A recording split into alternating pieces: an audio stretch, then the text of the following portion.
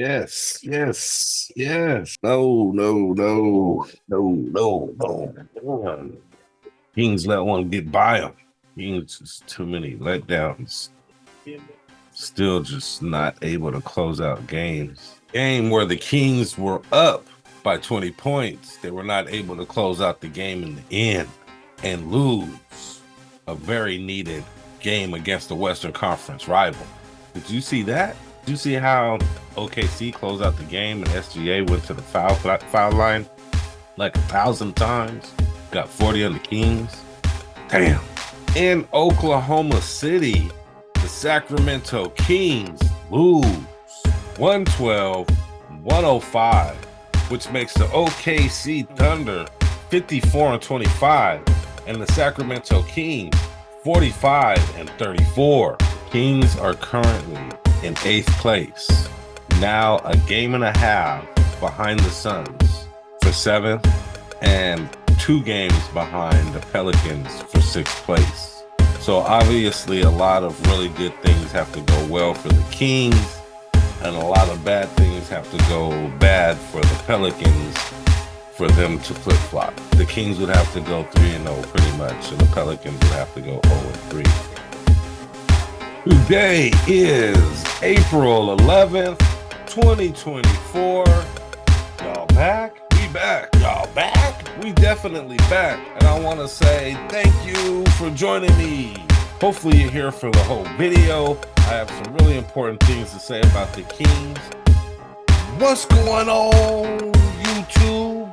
And what's going on with all my folks out there? And all you Kings fans. It's your guy, Jay Woods, a.k.a. Shy the Man. And I'm back at you with another episode of the Kings Morning After. Midday Cup of Joe with Jay.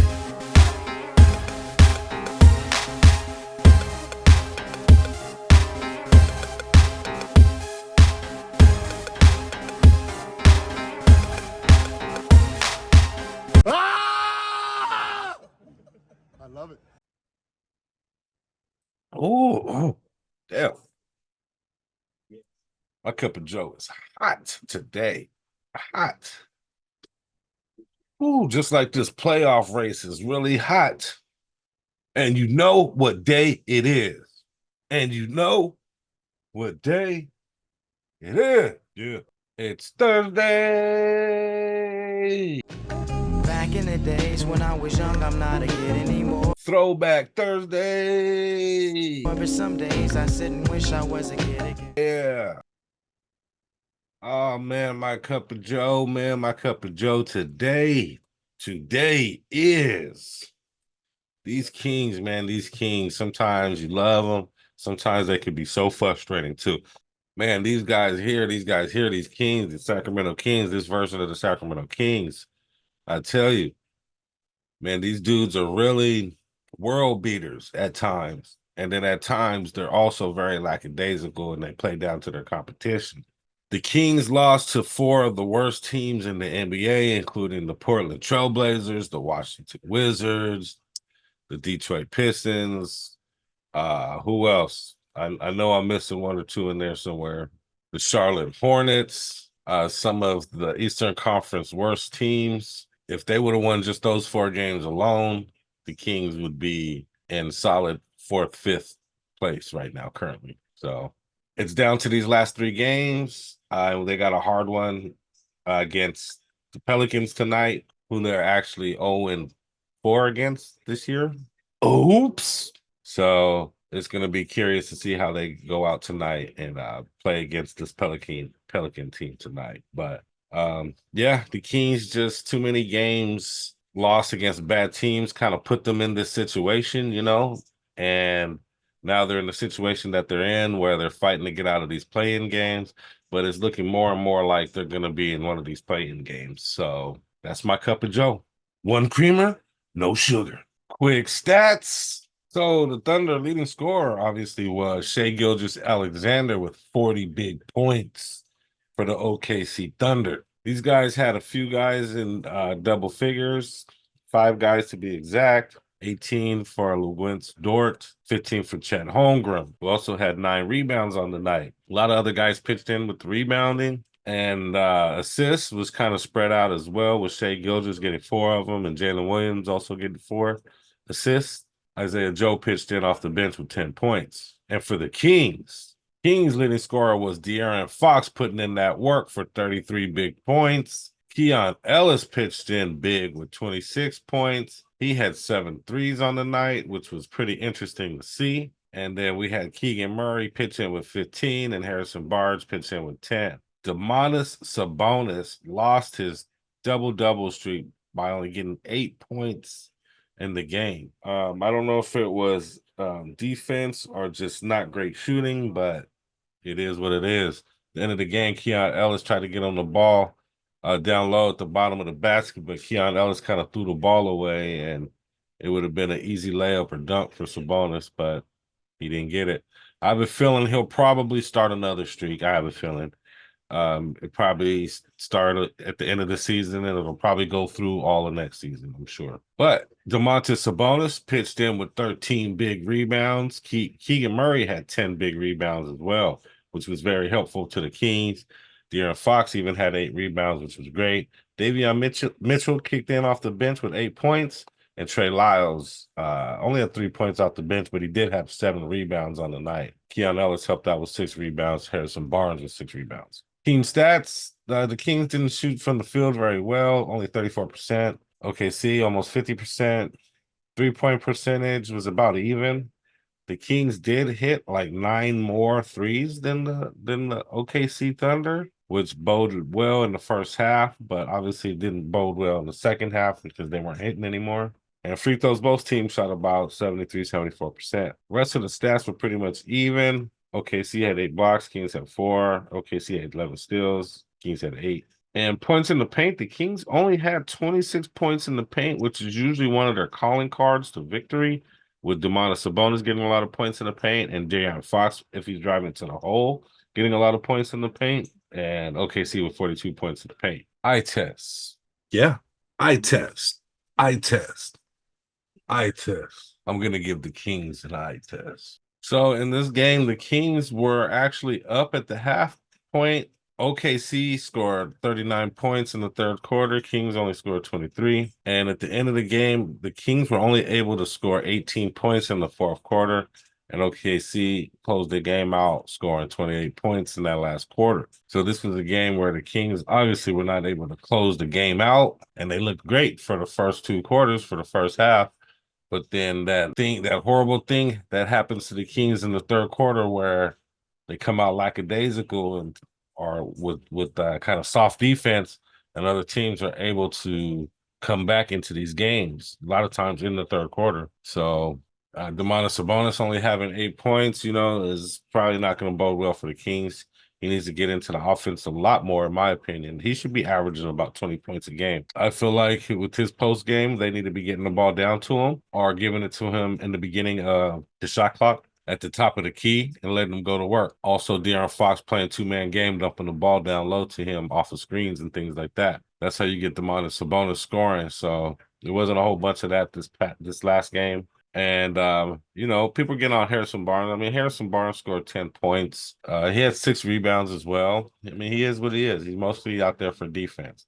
And if he's open for a 3, he's going to shoot and probably hit the open 3. Keon Ellis, good on him for the 26 points. We're going to need that moving forward. We just also need Domantas Sabonis scoring as well. Kobe Jones was able to get in the game. I'm not sure why Duarte didn't get in the game, but I would like to see a little bit more minutes for Duarte as well. A good defender, decent shooter. Get him in the game, try to score some offense. We need some more offense off the bench in replacement of Malik Monk. So why not put Duarte out there a little bit more? Why not try Kobe Jones out there a little bit more? Some of these microwave type players. But we'll see. We'll see next game. Maybe he'll use these guys a little bit more. And other than that, we still need guys to step up in Malik Monk's presence. So that's my eye test. And bottom line, the Kings morning after. Bottom line. Today's bottom line is these games going forward, this game here, it's just not enough. It's not enough to make this push that we're trying to get out of these playing games. Kings are gonna have to figure it out. I mean, I know they're shorthanded, okay? I know they're missing Kevin Herter, and I know they're missing Malik Monk at this point. I know these guys are very important in the guys in this team's offense, but they have guys that are just going to have to step up. They have guys that are going to have to come off the bench, like Kobe Jones, like Chris Duarte. Those guys should be decent enough replacements to at least come in and hold down scoring for a few minutes that they're in the games. And just a game where the Kings weren't able to close out. They need to play the same way in the second half that they do in these first halves. You know, they blowing down the damn near blowing this team out in the first half. Why go away from that? Why change what you're doing? Obviously, the other team is going to change and they're going to try to do some different things in the second half, but don't go away from what you were doing. Stick to the game plan, stick to what you're doing. If it's working, it's working. Keep doing it. And obviously, the defensive intensity is just going to have to be ratcheted up way more. I mean, I don't know if you consider defense a talent or if you consider it effort. I consider it effort, and I feel like anybody can put out the effort it takes to play good defense. You just have to really be active and stay close to guys and don't let them go where they want to go. And that's going to be good enough defense against most of these teams. So, bottom line, Kings have 3 games left, and they just need to close out these 3 games left. They have a game tonight. They're going to have to use these games as practice going into these playoffs. They can even consider these games playoff games. Each game is meaningful. They can't be lackadaisical. They need to go out in these third and fourth quarters and learn how to close these games out if they want to have any hope in the playoffs. That's my bottom line. Next up, and tonight, the Sacramento Kings will be playing the New Orleans Pelicans in New Orleans Thursday, April 11th, 7 p.m. Pacific time. Be there or be square. And join me tomorrow for my review and analysis of the game the morning after.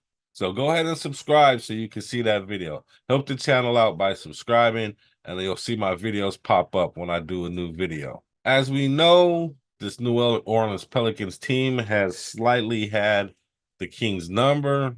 The Pelicans have gone 4-0 against the Kings this season. The Pelicans are pretty much led by Zion Williamson when he's healthy. Brandon Ingram is also there pitching in a lot of offense. They also have Jonas Valanciunas, CJ McCollum, Trey Murphy, Herb Jones, Jose Alvarado, Jordan Hawkins, Dyson Daniels, Naj Marshall, and Cody Zeller. I believe the Kings have difficulty with Zion Williams' physicalness and the way he drives to the basket. He's a very strong player, and he goes to the basket very hard. A lot of times they end up fouling him. And then Brandon Ingram, I believe the Kings have problems with his length. He's a decent shooter, has very good mid-range game, and that's where he likes to get his bread buttered. But they don't really have a guy that's tall enough to really guard him. So when he's on, he's on.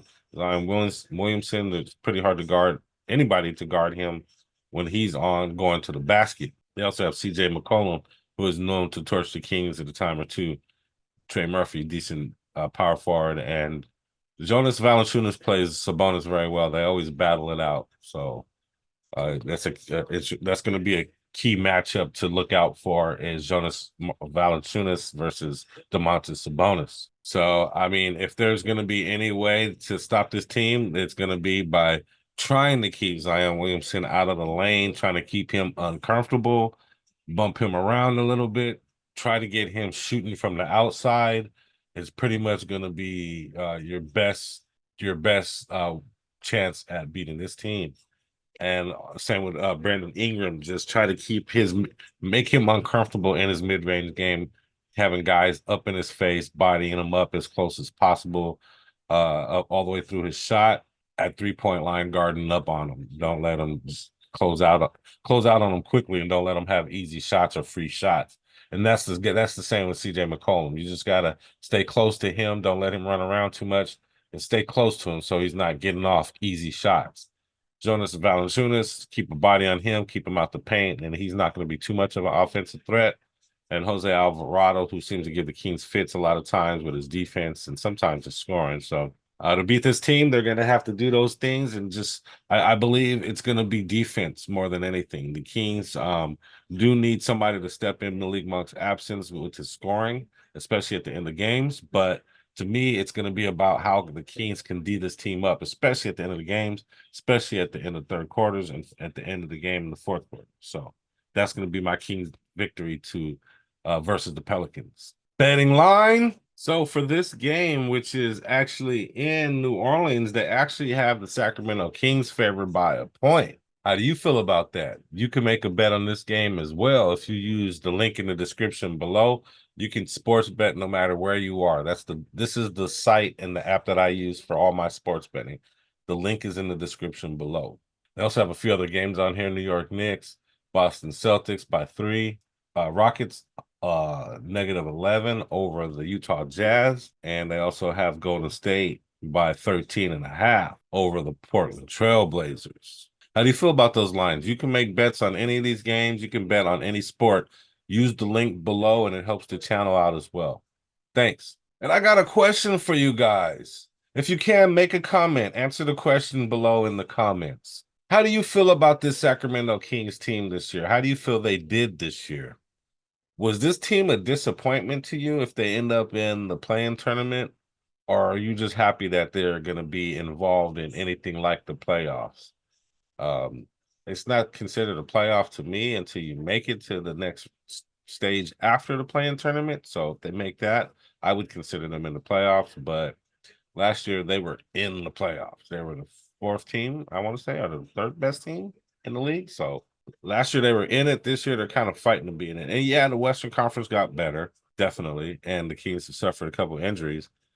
But was this season a success for you guys up to this point? Or is it somewhat of a failure to you guys up to this point? Make a comment. Answer that question below. Comments help the channel as well. So make a comment. Thanks. And if you're watching this video up to this point, I ask that you please click that like button. Also, please subscribe if you like listening to Kings talk. If you like talking Kings, you like NBA news in general, I ask, please click that subscribe button. We're going to be doing a lot more content. We're going to be having a lot more fun and entertaining things. We're also going to watch some games live. We're going to do some live chat and have some live shows as well. So you're going to want to see that. Go ahead and click subscribe for more interesting stuff in the future about the Kings. And also share this content. Why not? It helps out the channel as well. Share this content. Say, hey, look at this new guy. He's out here talking Sacramento Kings. Or you could share and be like, hey, this dude is trash, whatever, however you feel. I don't care. Share the content. And also comment. Comments help the channel as well. Let me know how I'm doing in the comments. Tell me how you feel about the Kings. Answer that question. You could comment about anything. You could comment about the weather. I don't care. Just make a comment. It helps the channel. Let me know what you're thinking. All right. I have a motivational quote for you guys today. I found this doing some very deep research. In other words, I Googled it. This saying is from an unknown source. Nobody knows where it came from, but it kind of resonated with me because I kind of looked to other people for, I wouldn't say guidance, but just to kind of see how other people have succeeded, or how people that are doing what I want to do, how they were able to make it. So this quote kind of goes along those lines. If someone else can do it, there's no reason why you cannot do it. And I think you get what I mean. If you can see somebody else doing it, there's no reason why you can't do it. If someone else can do it, there's no reason you can't do it. And that's an excellent quote. But that's about all that I have for you guys today. I want to say I really appreciate you joining me, and I really appreciate if you're still watching. Please hit that like button, hit that subscribe button, make a comment, share this, help the channel out. And I just want to say, hopefully you'll join me tomorrow for the next episode of of the Kings Morning After Midday Cup of Joe with Jay. Yeah. All right, Kings, let's go. We need a big victory tonight. We cannot let the Pelicans run over us for a 5th game straight. We need this one, Kings. We need this one. We really need to go 3-0 for the rest of the season. So let's see how it goes. But anyway, I'm out. But before I go, check out my move.